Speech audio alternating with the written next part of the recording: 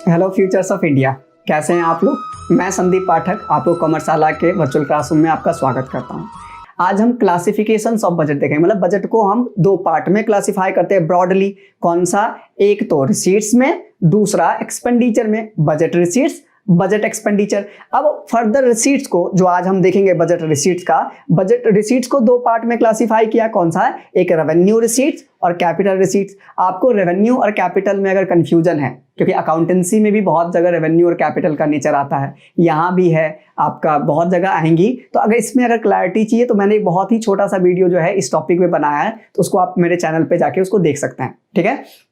ठीक है। तो अब जो है हम रिसीट्स की बात करेंगे, बजट रिसीट की। तो रेवेन्यू रिसीट्स और कैपिटल रिसीट्स। तो रेवेन्यू रिसीट्स क्या होता है? रेवेन्यू रिसीट्स जो है, आपका नाम से ही पता चलता है, रेवेन्यू मतलब आपने जनरेट किया है मतलब आपका ये नॉर्मल कोर्स ऑफ एक्टिविटीज के थ्रू आपने जनरेट किया होगा। तो रेवेन्यू रिसीट्स क्या होते हैं? जो नॉर्मल कोर्स ऑफ एक्टिविटीज के थ्रू आप अर्न करते हैं। ठीक है। दूसरा, ये रेगुलर और रिकरिंग इन नेचर होगा। इनकम तो ऐसा नहीं होता ना कि 1 महीना कमाया फिर 6 महीना नहीं कमाया, 1 साल कमाया 5 साल नहीं कमाया। ये आपकी जो होगी रेगुलर और रिकरिंग मतलब जो बार बार होती है उसको रिकरिंग बोलते हैं। रेगुलर और रिकरिंग इन नेचर होगा। ठीक है। दूसरा, क्योंकि आपने इसको अर्न किया है, आपने कोई किसी से बोरो नहीं किया है, तो ये नॉन रिडीमेबल है।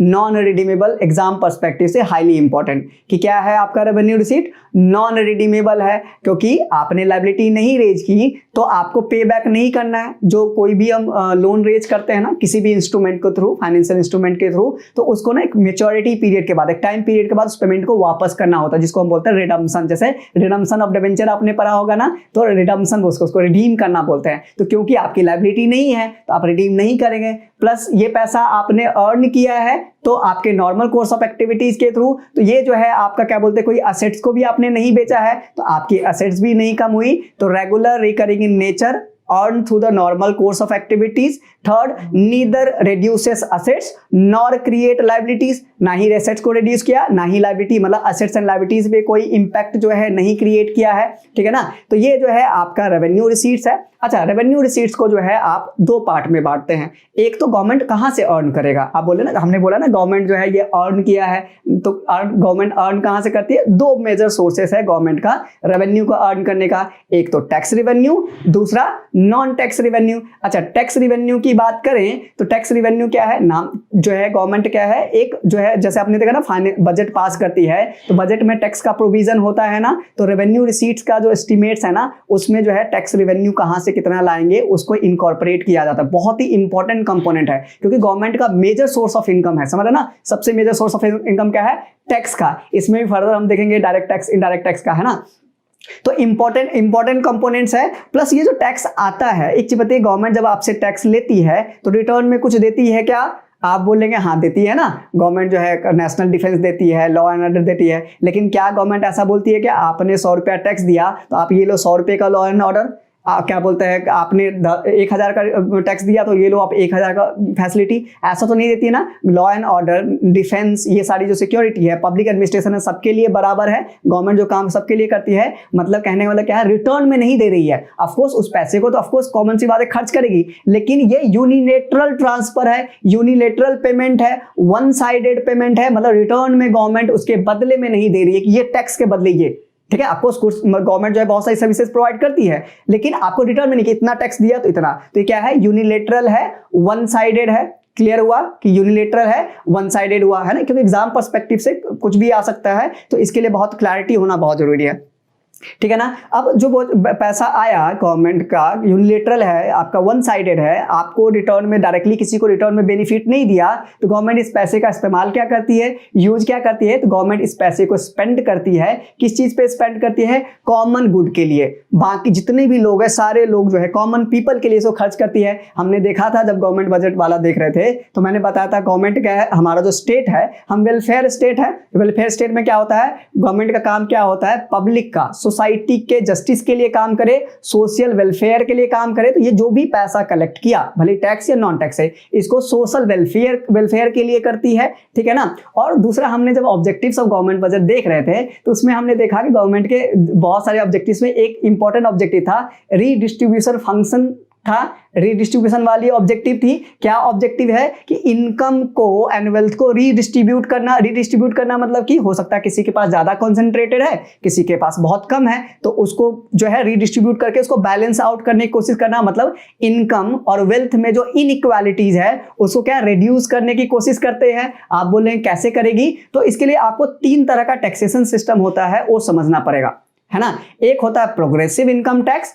दूसरा होता है रिग्रेसिव इनकम टैक्स, तीसरा होता है प्रोपोर्शनल। अच्छा, प्रोग्रेसिव नाम से ही पता चले प्रोग्रेस होगा, मतलब कि आपका इनकम बढ़ते गया तो टैक्स का रेट भी बढ़ते गया, मतलब कि higher the income higher the tax का रेट। रिग्रेसिव वाले में क्या होगा, उल्टा, कम इनकम पे ज्यादा टैक्स, ज्यादा इनकम पे कम टैक्स। आप बोलेंगे ये कौन सी बात हो गई, आपको अजीब लग रहा होगा ना, क्योंकि हम इंडिया में रहते हैं, लेकिन डेवलप कंट्रीज में इस तरह का टैक्सेशन सिस्टम होता है। देखिए, इंडिया में मैं या आप नहीं काम कर पा रहे या इनकम नहीं जनरेट कर पा रहे, ये मजबूरी हो सकती है। बहुत कम लोग जो है वॉलंटरीली काम नहीं करते, ज्यादातर लोग काम करना चाहते हैं, अपने इनकम और वेल्थ को बढ़ाना चाहते हैं, लेकिन उतनी अपॉर्चुनिटीज नहीं अवेलेबल है। हम डेवलपिंग कंट्रीज है ना, लेकिन डेवलप कंट्रीज में क्या आता है, सफिशिएंट अपॉर्चुनिटीज है, तो कोई लोग जानबूझ के इनकम नहीं अर्न करते, बोलते इतना इनकम हो गया, मेरा काम तो चल जाएगा, इससे ज्यादा इनकम अर्न नहीं करूंगा।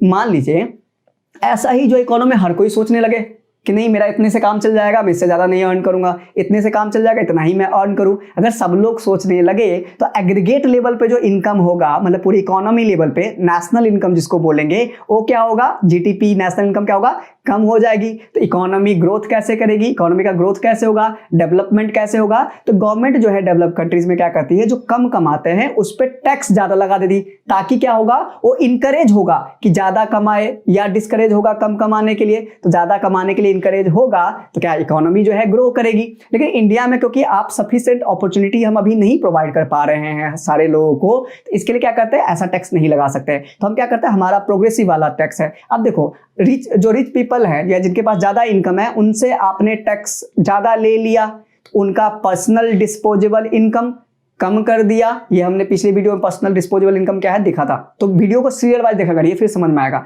पर्सनल डिस्पोजेबल इनकम हमने कम कर दिया, मतलब उनका इनकम हमने कम किया, उनसे ज्यादा टैक्स लिया, इनकम कम किया। अब ये जो टैक्स ज्यादा लिया, ये खर्च कहां करेंगे, जो पुअर पीपल है, बिलो पॉवर्टी लाइन है, या जो अफोर्ड नहीं कर सकते, उनको आपने ये ट्रांसफर इनकम या सब्सिडीज के फॉर्म में दिया। एक तो ये दिया, दूसरा प्लस उनसे टैक्स या तो आपने नहीं लिया या कम रेट पे लिया, नहीं लिया तो एक तो उनका जो है इनकम जो है कम नहीं किया आपने, प्लस इनसे जो आपने टैक्स कलेक्ट किया ये इनको दे दिया, तो इनका इनकम बढ़ाया, इनका इनकम कम किया। तो आपने क्या किया, जो इनकम इनइक्वालिटीज थी इसको रिड्यूस करने की कोशिश की ना आपने, तो क्या है, आपका रिडिस्ट्रीब्यूटिव फंक्शन जो है ऑब्जेक्टिव था वो आपका पूरा होता है। ठीक है। तीसरा जो है आपका प्रोपोर्शनल टैक्सेशन सिस्टम था। प्रोपोर्शनल टैक्सेशन सिस्टम क्या होता है कि एक फिक्स रेट होता है। अब आपका जो भी इनकम है ना, सपोज कि मान लो 10% का टैक्स का रेट है, आपने 1000 रुपया कमाया तो 100 रुपया दे दीजिए, आपने 10,000 कमाया तो 1000 रुपया दे दीजिए, आपने 5 लाख कमाया तो क्या बोलते हैं 5000 रुपया दीजिए। एक फिक्स रेट है, जो इतना भी आपका इनकम है, the amount of tax is in the proportion of your income, है ना, it is proportionate to your income. तो ये क्या हो गया कि आपका प्रोपोर्शनेट टैक्स है। तो हमारे यहाँ पे जो कॉर्पोरेट इनकम टैक्स होता है, कॉर्पोरेशन टैक्स जिसको हम बोलते हैं, उसको होता है। कॉर्पोरेट भी आपका क्या बोलते हैं इनकम टैक्स का ही है, डायरेक्ट टैक्स का ही पार्ट है, क्योंकि वो कॉर्पोरेट का इनकम क्या है, कॉर्पोरेट का इनकम है उनका प्रॉफिट पे ही तो टैक्स लेता है, जिसको कॉर्पोरेशन टैक्स या कॉर्पोरेट टैक्स बोलते हैं। तो हमारे यहाँ पे पर्सनल इनकम टैक्स क्या है, आपका प्रोग्रेसिव इन नेचर है, ध्यान रखना एग्जाम पर्सपेक्टिव से। और हमारा जो कॉर्पोरेट टैक्स है वो आपका प्रोपोर्शनल इन नेचर है। हमारे इंडिया में कोई भी टैक्स रिग्रेसिव इन नेचर नहीं है, ठीक है ना। ये चीज आपको समझ में आई। तो ये हमारा था क्या बोलते हैं टैक्स रेवेन्यू। तो टैक्स रेवेन्यू में जो है आपका जो है गवर्नमेंट क्या बोलते हैं इस चीज को अचीव करता है। अब जो है टैक्स रेवेन्यू को फर्दर 2 पार्ट में डिवाइड कर दीजिए, डायरेक्ट टैक्स और इनडायरेक्ट टैक्स। डायरेक्ट टैक्स की बात करें तो डायरेक्ट का क्या मतलब, डायरेक्ट मतलब कि कोई बोले ना डायरेक्ट चीज है, मतलब कि बीच में कोई और थर्ड पार्टी इन्वॉल्व नहीं है, मतलब गवर्नमेंट ने आपके ऊपर टैक्स लगाई, इंपैक्ट आपको पड़ा, और पे भी कौन कर रहे हैं, आप ही कर रहे हैं, इंसिडेंस भी आपके ऊपर ही, और गवर्नमेंट आपके ऊपर टैक्स लगाई, है ना, और आपने पे किया। किसको पे किया, डायरेक्टली गवर्नमेंट को पे किया, बीच में कोई और नहीं है, तो डायरेक्ट टैक्स है। अच्छा, डायरेक्ट टैक्स में अगर देखें तो क्या आता है आपका पर्सनल इनकम टैक्स हमने बात किया, प्रपोज क्या बोलते हैं कॉर्पोरेट टैक्स और वेल्थ टैक्स वगैरह आती है जिसको अदर की कैटेगरी में आप रख सकते हैं। अच्छा, तो अब ये क्या है, ये देखो अगर बहुत ध्यान से देखेंगे तो पर्सनल इनकम टैक्स आपके इनकम पे, मतलब किसी इंडिविजुअल के इनकम पे, कॉर्पोरेट टैक्स या कॉर्पोरेशन टैक्स जो भी आप बोलिए,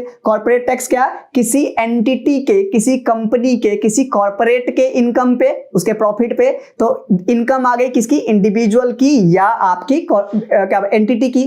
तीसरा आप वेल्थ टैक्स, इस है ना, ये सब जो होती है वेल्थ टैक्स वगैरह क्या हो, वेल्थ आपके प्रॉपर्टी पे, आपकी वेल्थ पे, है ना, प्रॉपर्टी टैक्स वगैरह होती है तो आपकी प्रॉपर्टी पे लगाया। तो डायरेक्ट टैक्स इनकम या प्रॉपर्टी पे, किसके, इंडिविजुअल या एंटिटी के प्रॉपर्टी या इनकम पे टैक्स लगाया जाता है। डायरेक्ट टैक्स जो है ये कंपलसरी इन नेचर है। आप बोलेंगे कंपलसरी इन नेचर क्यों है, क्योंकि ये लीगली इंपोज किया जाता है। आप बोलेंगे लीगली कैसे इंपोज किया जाता है, बजट के थ्रू, बजट पास होता है ना, पार्लियामेंट का अप्रूवल लेना होता है ना, अंदर आर्टिकल 112 ये कंपलसरी है ना गवर्नमेंट के लिए, एग्जीक्यूटिव के लिए, कि उस बजट को पार्लियामेंट से अप्रूवल ले, तभी जो है उसमें क्या बोलते हैं खर्च कर सकती है, तभी जो है कंसोलिडेटेड फंड ऑफ इंडिया से पैसे निकाल सकती है। कोई भी टैक्स किसी पब्लिक से चार्ज करना है, आप ऐसे बिना पार्लियामेंट के अप्रूवल के, बिना एक्ट, बिना बिल पास किए, फाइनेंस बिल, फाइनेंस एक्ट पास किए हुए आप उसको जो है क्या बोलते हैं टैक्स नहीं किसी पे चार्ज कर सकते हैं। तो एक तो लीगल प्रोसेस के थ्रू हुआ, इसको बोलते हैं लीगली इंपोज है, क्योंकि ये लीगल है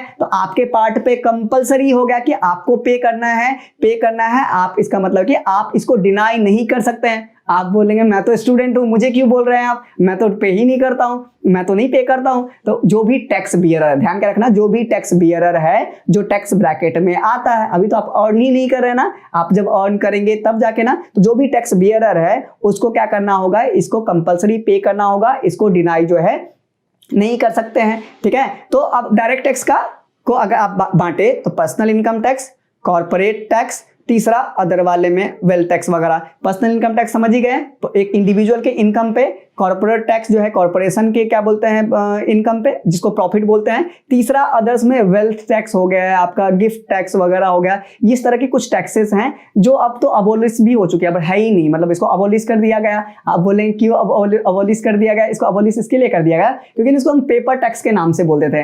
पेपर टैक्स क्यों बोलते थे, ये सिर्फ पेपर पे जो है टैक्स है, मतलब कहने का मतलब कि इस टैक्स की ना उतनी वैल्यू नहीं थी, ऑल्दो ये टैक्स का पार्ट है, लेकिन इसका जो कलेक्शन होता था, रेवेन्यू जो इससे कलेक्ट होती थी वो इतना मिनिमम होता था कि उसकी उतनी ज्यादा वैल्यू थी नहीं। अब सोचो ना, कभी आपको टैक्स कलेक्ट करना पड़े, मान लो आप कहीं जाओ 100 रुपया कमाने के लिए, और 100 रुपया अर्न करने के लिए अगर आप 150 रुपया खर्च कर दो तो, या 100 रुपया कमाने के लिए पूरा 100 रुपया खर्च कर दे तो इससे अच्छा ना कमाओ, है ना। तो वही चीज है कि इसका अमाउंट बहुत कम था और टाइम, एनर्जी और पैसे जो खर्च होती थी, एडमिनिस्ट्रेशन करना पड़ेगा ना, टैक्सेशन का एडमिनिस्ट्रेशन, पूरी जो इनकम टैक्स डिपार्टमेंट होती है, ब्यूरोक्रेसी है, पूरा क्या बोलते हैं ह्यूमन रिसोर्स है, गवर्नमेंट का इन्वॉल्वमेंट होता है ना, उसके लिए प्रोविजन करना पड़ता है, पार्लियामेंट पास कराना पड़ता है। तो इस सारी चीजों को क्या किया, उस सबको हटा दिया, तो इसको हम पेपर टैक्स बोलते हैं। एग्जाम पर्सपेक्टिव ध्यान रखना, वेल्थ टैक्स आपका हो गया, गिफ्ट टैक्स वगैरह हो गया, ये सब क्या है आपका पेपर टैक्स वाले कैटेगरी में जो आपका आता है, जो अब नहीं है, अब उसका जो है मतलब अबोलिश कर दिया हमने।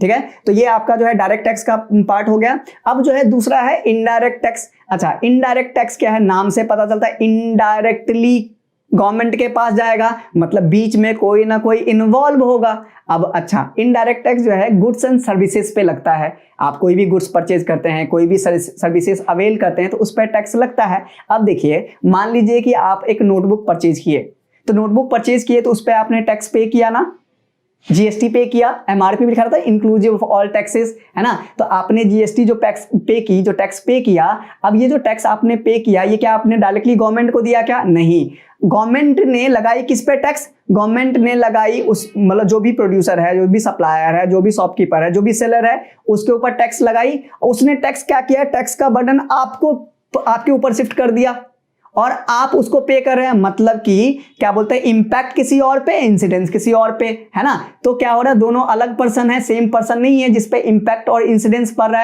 है ना। तो ये क्या होगा, इनडायरेक्ट, आपने पे किया उस शॉपकीपर को, उसने फिर आगे चेन पूरा चलती है, फिर उसके बाद फाइनली जाके गवर्नमेंट को पेमेंट हुआ, है ना। तो ये क्या है, इनडायरेक्ट टैक्स है, मतलब इसका टैक्स का बर्डन जो है किसी और पे आप शिफ्ट कर सकते हैं। अच्छा, इनडायरेक्ट टैक्स में ना बहुत सारे टैक्सेस थे, तो हमने one nation one taxation system के अंदर क्या है, बहुत सारे टैक्सेस को जो है आपका जीएसटी के अंदर ले लिया, जिसको बोलते हैं गुड्स एंड सर्विसेज टैक्स। हमारे सिलेबस का पार्ट अभी यहाँ फिलहाल नहीं है तो देखेंगे नहीं। जीएसटी एक अपने आप में बहुत बड़ा टॉपिक है, तो जीएसटी के अंदर ले लिया। लेकिन अभी भी कुछ ऐसे टैक्सेस हैं जो जीएसटी का पार्ट नहीं है, जैसे custom duty, import export duty जो लगता है, कस्टम ड्यूटी होता है, सेंट्रल एक्साइज है ना, इस तरह कुछ है। आपका जो है वैट ऑन पेट्रोलियम है, क्या बोलते हैं एक्साइज ड्यूटी ऑन लीकर है, ये इस तरह के कुछ टैक्सेस है। ये 2-3 एग्जांपल मैंने इसके लिए भी दिया, एग्जाम में इसका नाम दे सकता है, पूछ देगा कौन सा इसमें जीएसटी का पार्ट नहीं है, ठीक है ना, तो इसको ध्यान रखना। तो आपका ये जो है आपका जीएसटी का पार्ट अभी नहीं है, लेकिन जो भी टैक्स गुड्स एंड सर्विसेज पे लगेगा उसको हम क्या बोलते हैं आपका इनडायरेक्ट टैक्स बोलेंगे। और या पहचानने का तरीका क्या है कि देखिए किस गवर्नमेंट ने किसके ऊपर लगाया टैक्स, और टैक्स जो है कौन पे कर रहा है। अगर दो अलग इंडिविजुअल है तो क्या होगा, वो इनडायरेक्ट टैक्स होगा। देखिए क्या इसके बर्डन का जो टैक्स का जो बर्डन है इसको किसी और पे शिफ्ट किया जा सकता है, क्या किया जा सकता है, तो इनडायरेक्ट है। अगर नहीं किया जा सकता है, आपको गवर्नमेंट ने आपके इनकम टैक्स पे टैक्स लगाया, तो क्या वो आप मेरे ऊपर शिफ्ट कर सकते हैं, क्या नहीं कर सकते हैं, तो डायरेक्ट टैक्स का पार्ट आ जाएगा, ठीक है। अब देखिए ये भी कंपलसरी इन नेचर है, आपको पे करना ही करना है क्योंकि टैक्स लीगली इंपोज होता है। लेकिन डायरेक्ट टैक्स के केस में आप डिनाई नहीं कर सकते थे।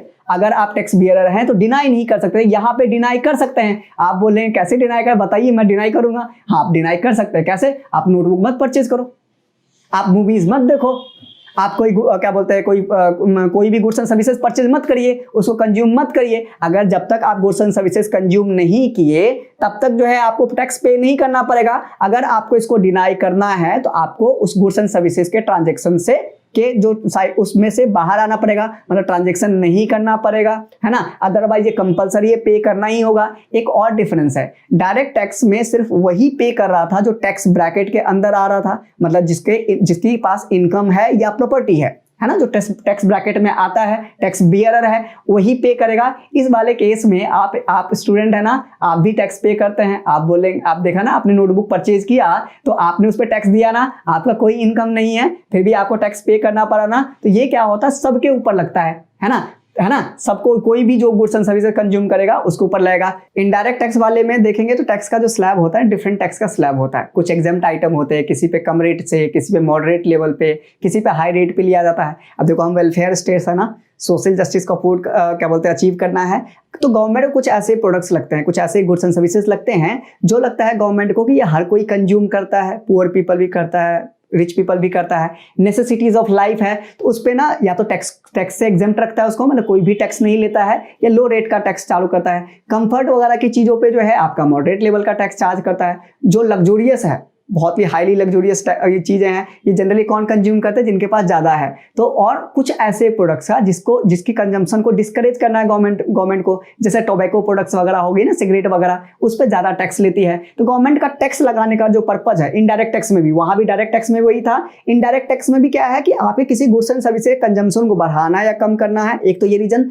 दूसरा टैक्स कलेक्ट करना ताकि उसको खर्च कर सके। तो इस तरह से देखती है कि नेसेसिटी ऑफ लाइफ है, कम लगाओ, अगर नेसेसिटी नहीं है तो उस पे जो है ज्यादा टैक्स लगाओ, है ना, क्योंकि बहुत नेसेसिटी नहीं है तो जो लग्जूरियस गुड्स कौन यूज करेंगे, जिनके पास इनकम ज्यादा है तो टैक्स ज्यादा लगा सकते हैं। दूसरा, आपको लगता है इसके कंजम्पशन को क्या बोलते हैं डिस्करेज करना है, जैसे टोबैको प्रोडक्ट्स को, तो उस पर ज्यादा टैक्स लगाइए। ऐसे ही डायरेक्ट टैक्स के थ्रू भी ना गवर्नमेंट जो है आपके एग्रीगेट डिमांड को, एग्रीगेट डिमांड क्या बोले, पूरी इकोनॉमी के डिमांड को इंपैक्ट करता है। कैसे करता है, गवर्नमेंट ने मान लीजिए कि आपको टैक्स कम लिया आपसे, तो आपका पर्सनल डिस्पोजेबल इनकम बढ़ा दिया, पर्सनल डिस्पोजेबल इनकम बढ़ा दिया तो आपके पास जो है पैसे ज्यादा आ गए, तो आप ज्यादा गुड्स एंड सर्विसेज का डिमांड करेंगे, है ना, तो उससे गुड्स एंड सर्विसेज का डिमांड बढ़ेगा। ये कौन से केस में करती है, जब गवर्नमेंट को लगता है कि डिमांड बढ़ानी है। डिफ्लेशन वाले केस में, अगर मान लीजिए उल्टा सिचुएशन लीजिए, मार्केट में इन्फ्लेशन है तो क्या है कि प्राइस राइज है। इन्फ्लेशन कब होती है, जब आपका ज्यादा गुड्स एंड सर्विसेज का ज्यादा डिमांड होता है। ज्यादा डिमांड कब होगा, जब जेब में आपके ज्यादा पैसा है, तो गवर्नमेंट क्या करेगी, पैसे आपके जेब से निकालेगी, मतलब पर्सनल डिस्पोजेबल इनकम कम करेगी। कैसे कम करेगी, जैसे ही गवर्नमेंट ने आपसे टैक्स लिया तो आपके पर्सनल इनकम में से आपने टैक्स ज्यादा पे किया, तो आपका पर्सनल डिस्पोजेबल इनकम कम हो गया, तो आप कम डिमांड करेंगे। तो गवर्नमेंट क्या करते हैं, इसके थ्रू जो आपका डायरेक्ट टैक्सेशन के जो सिस्टम है, क्योंकि आपके इनकम पे कर रहा है, आपके परचेजिंग पावर को, आपके इनकम लेवल को, और उसके थ्रू जो है एग्रीगेट डिमांड को कम या ज्यादा करती है, ठीक है। तो ये था आपका टैक्स वाला। अब दूसरा जो कंपोनेंट है आपका इस वाले में, टैक्स रेवेन्यू वाले में, टैक्स रिसीट वाले में, वो है आपका नॉन टैक्स रेवेन्यू। नाम से ही पता चलता है, मतलब टैक्स के थ्रू नहीं आता है, मतलब ऐसे सारे रिसीट्स जो टैक्स के अलावा बाकी सोर्सेस से आते हैं उसको क्या बोलेंगे, नॉन टैक्स रेवेन्यू आपको रिसीट्स बोलेंगे। आप बोलेंगे और कौन से सोर्सेस से गवर्नमेंट के पास आते हैं, बहुत सारे सोर्सेस। देखिए गवर्नमेंट जो है बहुत बार लोन देती है, किसको, स्टेट्स को, जो स्टेट्स होते हैं ना उनको देती है, पब्लिक सेक्टर अंडरटेकिंग्स को लोन देती है, या किसी और को लोन दिया। अब लोन दिया तो उस पर इंटरेस्ट अर्न करेगा कि नहीं करेगा, तो इंटरेस्ट ऑन लोन पे आपका जो है आपका ये नॉन टैक्स रेवेन्यू वाला है। ऐसे ही गवर्नमेंट जो है बहुत जगह अपना इन्वेस्टमेंट करती है। गवर्नमेंट की बहुत सारी पब्लिक सेक्टर अंडरटेकिंग्स हैं, उसमें गवर्नमेंट का होल्डिंग है, शेयर होल्डिंग है, तभी तो गवर्नमेंट का सेक्टर है ना। तो उसमें शेयर होल्डिंग है तो उस पर प्रॉफिट्स अर्न होगी गवर्नमेंट को, उससे डिविडेंड आएगा, ये आपका क्या बोलते हैं इनकम का सोर्स हो गया। ऐसे ही और भी कोई इन्वेस्टमेंट अगर किया है वहां से कुछ इंटरेस्ट वगैरह या कोई डिविडेंड या प्रॉफिट आ रही है वो आपका सोर्स हो जाएगा। ऐसे ही गवर्नमेंट्स को ना ग्रांट्स इन एड्स भी मिलते हैं, ग्रांट्स इन एड्स या गिफ्ट्स। अच्छा इस पॉइंट को बहुत ध्यान से समझिए कि हमने ज्यादातर देखा है कि ज्यादातर बच्चे इस वाले पॉइंट्स में मिस्टेक कर देते हैं जब आइडेंटिफाई करने की बात आती है। तो क्योंकि हमने क्या बोला कि जो रेवेन्यू रिसीट्स होते हैं वो रेगुलर और रिकरिंग इन नेचर है। कोई आपको ग्रांट जो है रेगुलर तो नहीं देगा, गिफ्ट तो रेगुलर नहीं देगा, तो बहुत बार बच्चे इसको जो है कैपिटल रिसीट्स में कर लेते हैं। लेकिन मैंने बताया दो तरह से देखिए, क्या वो रेगुलर रिकरिंग इन नेचर है, दूसरा देखिए क्या असेट्स और लायबिलिटीज पे इंपैक्ट कर रहा है, क्या नहीं, तो फिर वो आपका रेवेन्यू का नेचर हो जाएगा। अब देखिए पहले समझिए ग्रांट इन एड होते क्या है। ग्रांट इन एड होते हैं जो आपने कोई भी फॉरेन इंस्टीट्यूशंस, फॉरेन कंट्रीज या इंटरनेशनल ऑर्गेनाइजेशंस या कोई भी जब दूसरे पार्टी को आपको क्या बोलते हैं डोनेशन असिस्टेंस टाइप का कोई पैसा देता है ना, तो इंडियन गवर्नमेंट को या इंडियन गवर्नमेंट भी बहुत सारी कंट्रीज को देते हैं। मान लो कोई इमरजेंसी आ गई, कोई डिजास्टर वाली सिचुएशन है, या वैसे भी उसके डेवलपमेंट पर्पज के लिए अगर वो अपने खर्चे को नहीं अफोर्ड कर पा रहा है तो उसके लिए कुछ पेमेंट वगैरह असिस्टेंस डोनेशन देते हैं। हम भी बहुत लोगों को असिस्टेंस डोनेशन देते हैं ना, तो डोनेशन देते तो क्या वापस पैसा मांगते हैं, क्या नहीं मांगते हैं, तो सामने वाले की लायबिलिटी नहीं हुआ ना। गवर्नमेंट को किसी ने ग्रांट इन एड दिया तो वो वापस पैसा नहीं करना है, वापस पैसा नहीं करना है तो कोई लायबिलिटी नहीं है, क्योंकि लायबिलिटी क्या होता है, जो आपका फ्यूचर ऑब्लिगेशन है वो आपका जो है लायबिलिटी है। आपके असेट पे अगर किसी का क्लेम हो तो आपकी लायबिलिटी है, क्योंकि आपको पैसा वापस नहीं करना। ऐसे किसी ने गिफ्ट दिया तो गिफ्ट आप वापस करते हैं क्या, गिफ्ट में कोई लायबिलिटी नहीं अराइज होती है, तो ये रेवेन्यू इन नेचर आपका आ जाएगा, है ना। ऐसे ही फीस वगैरह जो होती है, फीस, फाइन्स एंड पेनाल्टीज। अच्छा फीस क्या होती है, जैसे आपने क्या बोलते हैं ड्राइविंग लाइसेंस बनवाया उसका फीस हो गया, कोर्ट का फीस हो सकता है, किसी चीज के व्हीकल के रजिस्ट्रेशन कराना है, प्रॉपर्टी का रजिस्ट्रेशन कराना है, इस तरह का फीस है। इसी तरह से फाइन एंड पेनाल्टी भी लगाती है। फाइन कैसे, आपने रेड लाइट ब्रेक कर दी, करते हैं ना, बहुत करते हैं, मत किया करिए, ठीक है। आपने रेड लाइट ब्रेक कर दी तो गवर्नमेंट ने क्या लगा दी, आपको जो है फाइन लगा दी, चालान काट दिया। पेनाल्टी लग सकती है, मान लो गवर्नमेंट का कोई पेमेंट करना था, आपने नहीं किया, टैक्स टाइम से नहीं पेमेंट किया, तो उस पर पेनाल्टी लग सकती है, या किसी भी तरह की चीजों पर पेनाल्टी लग सकती है। तो ये आपका हो सकता है।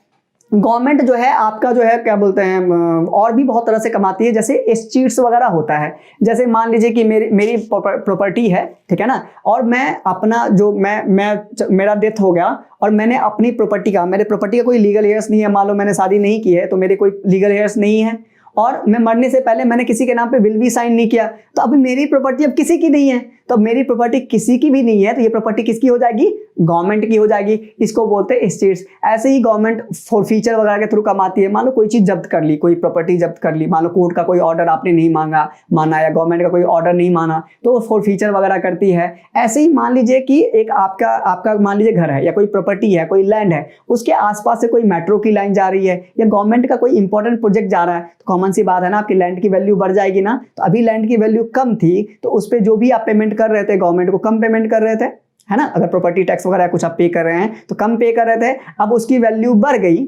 है ना, उसकी वैल्यू बढ़ गई तो उस पर अब ज्यादा टैक्स बनता है। तो जो एक्स्ट्रा टैक्स बना वो क्या बोलते हैं आपको पे करना पड़ेगा। कैसे हुआ, एक स्पेशल असेसमेंट हुआ, कोई प्रोजेक्ट वहां से जा रही तो गवर्नमेंट ने उसका रीअसेस किया, तो स्पेशल असेसमेंट के थ्रू होता है। तो इस तरह की ये कोई एग्जॉस्टिव लिस्ट नहीं है नॉन टैक्स रेवेन्यू का, ऐसे बहुत सारी चीजें हो सकती हैं। तो बेसिकली ब्रॉडली जो बहुत इंपॉर्टेंट है, जो एनसीईआरटी में मेंशन है एग्जाम पर्सपेक्टिव से, इंटरेस्ट ऑन जो है गवर्नमेंट ने जो लोन दिया, इंटरेस्ट उस पर, गवर्नमेंट का प्रॉफिट्स एंड डिविडेंड, गवर्नमेंट का ग्रांट इन एड वाला, और आपका जो है फीस वगैरह जो गवर्नमेंट एक्सेप्ट करती है, ये वाली आ गई, ठीक है। तो ये हमने देख लिया कि आपका रिसीट्स वाले क्या बोलते हैं, रिसीट्स वाले में रेवेन्यू रिसीट्स वाले पार्ट्स का। गवर्नमेंट बजट को दो पार्ट में, रेवेन्यू रिसीट्स, कैपिटल रिसीट्स में बांटा हमने, रिसीट्स और एक्सपेंडिचर में, फिर रेवेन्यू रिसीट्स, कैपिटल रिसीट्स में, फिर रेवेन्यू रिसीट्स में हमने देखा कि रेवेन्यू रिसीट दो, tax revenue, non tax revenue. Tax revenue का दो part, direct tax, indirect tax. Direct tax में personal income tax, corporation tax या अदर्स। फिर क्या बोलते हैं आपका इनडायरेक्ट टैक्स में गुड्स एंड सर्विसेज पे जो टैक्स लगता है, जीएसटी एंड जो बाकी बताया, जो वैट ऑन पेट्रोलियम वगैरह जो है वो आपका आ गया। अब जो है यहाँ पे क्या बोलते हैं नॉन टैक्स रेवेन्यू में, फिर इसको हमने डिस्कस कर लिया, ठीक है ना, interest on loan, fees and fines etcetera. अब जो है हम बात करते हैं कैपिटल रिसीट्स की। तो रेवेन्यू कैपिटल का डिफरेंस फिर से याद करिए, क्या डिफरेंस था।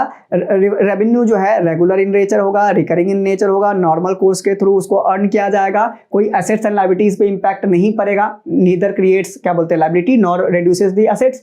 अब कैपिटल रिसीट वाले में क्या होगा, ये non recurring, non regular in nature होगा, ठीक है। ये या तो आप जो पैसे आएंगी, या तो आप एसेट्स को बेच के पैसे ला रहे हैं, मतलब एसेट्स को रिड्यूस कर रहा है, या तो आपने लोन को रेज करके, लायबिलिटी को रेज करके पैसे लाए, है ना, तो क्या हुआ, आपकी लायबिलिटी को बढ़ा दिए। तो it either creates the liability और रिड्यूसेस द एसेट। अच्छा, अब इसका सोर्सेस क्या है, अगर आप देखेंगे तो ब्रॉडली सोर्सेस क्या है, अब मैंने बताया ना बोरोइंग के थ्रू लाएंगे। अब बोरोइंग आप कहां कहां से करेंगे, बोरोइंग जो है आप क्या बोलते हैं जनरल पब्लिक से कर सकते हैं, ओपन मार्केट से। बोरोइंग आप आरबीआई से कर सकते हैं। बोरो जो है आप फॉरेन कंट्री या फॉरेन गवर्नमेंट से कर सकते हैं। बोरो जो है आप क्या बोलते हैं कोई इंटरनेशनल इंस्टीट्यूशन है उनसे बोरो कर सकते हैं, ठीक है ना। तो ये क्या हुआ आपका, ये हुआ इसके हुआ एसेट्स को क्रिएट किया। ऐसे ही जो है कुछ गवर्नमेंट जो स्मॉल सेविंग्स वगैरह भी पब्लिक डिपॉजिट्स एक्सेप्ट करती है, जैसे पोस्ट ऑफिस में आप पैसा जमा करते हैं, ऐसे किसान विकास पत्र होता है, नेशनल सेविंग सर्टिफिकेट वगैरह आपने नाम सुना होगा। इस सब के थ्रू गवर्नमेंट जो है डिपॉजिट एक्सेप्ट करती है। तो ये जो डिपॉजिट्स है गवर्नमेंट को वापस करनी है ना, आपने पोस्ट ऑफिस में जो पैसा जमा किया वापस लेंगे ना, ऐसा नहीं बोलेंगे वापस नहीं करना है। तो क्योंकि आपने पोस्ट ऑफिस क्या है, गवर्नमेंट की एंटिटी है, तो आपने गवर्नमेंट के पास अभी रखा हुआ है, गवर्नमेंट को फ्यूचर में इसको वापस करना है, तो लायबिलिटी है। तो ये बोरोइंग और ये जो स्मॉल सेविंग्स और इसके थ्रू क्या है, लायबिलिटी क्रिएट होती है, लायबिलिटी इंक्रीज या क्रिएट होती है, ठीक है। अब जो है गवर्नमेंट के पास और कैसे कैपिटल नेचर का पैसा आ सकता है कि मान ले गवर्नमेंट ने जैसे बताया ना स्टेट्स को लोन देती है, एसेट्स क्रिएट किया, तो गवर्नमेंट ने उस लोन की रिकवरी हुई। मान लो एसेट्स को जो पैसा दिया था, लोन किसी को दिया था, स्टेट को, पीएसयू को या किसी और को, तो पैसा वापस भी तो लेगी ना, रिटर्न में आएगा ना। तो जो रिकवरी ऑफ लोन हुआ ये आपका एक सोर्स है। उसके बाद आप क्या कर सकते हैं, गवर्नमेंट का बहुत सारा जो फाइनेंशियल एसेट्स है, क्या हो सकता है एसेट्स, जैसे पीएसयूज वगैरह में जो आपके शेयर्स है, गवर्नमेंट की शेयर होल्डिंग है ना, उस शेयर होल्डिंग्स को मान लीजिए उसने बेचा या कम किया, तो क्या हुआ उससे, क्या बोलते हैं उसके शेयर होल्डिंग कम हुई, तो उस तरह से आपका ला सकता है। तो इसको बोलते हैं डिसइन्वेस्टमेंट। ये जो शेयर होल्डिंग वगैरह जो बेचते हैं ना, इसको बोलते हैं डिसइन्वेस्टमेंट। गवर्नमेंट हो सकता है अपना पूरा शेयर ही बेच दे, तो प्राइवेट एंटिटी होगी, इसको प्राइवेटाइजेशन बोलते हैं, नहीं तो कुछ पार्ट बेचा और अभी भी मेजॉरिटी होल्डिंग है, तो उसको बोलते हैं डिसइन्वेस्टमेंट। तो अब देखो इस दोनों से ही, एसेट्स को बेचने से, शेयर्स को बेचने या एसेट्स को बेचने से, क्या है ना, कोई भी एसेट्स को, फाइनेंशियल एसेट्स को बेचने से, प्लस रिकवरी ऑफ लोन से। लोन भी क्या था, फ्यूचर एक्सपेक्टेशन था, एसेट है, मैंने वीडियो बनाई है एसेट्स एंड लायबिलिटीज क्या होती है,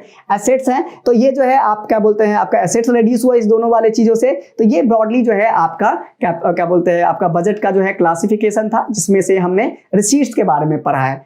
तो ये बेसिकली हमने रिसीट्स वाले पार्ट्स को देखा है, एक्सपेंडिचर वाले पार्ट्स को अगले वीडियो में देखेंगे, ठीक है ना। तब तक के लिए thank you so much. Like करिए, शेयर करिए, सब्सक्राइब करिए, और प्लीज कोई रिकमेंडेशन है तो उसको आप कमेंट में डाल सकते हैं। Thank you so much.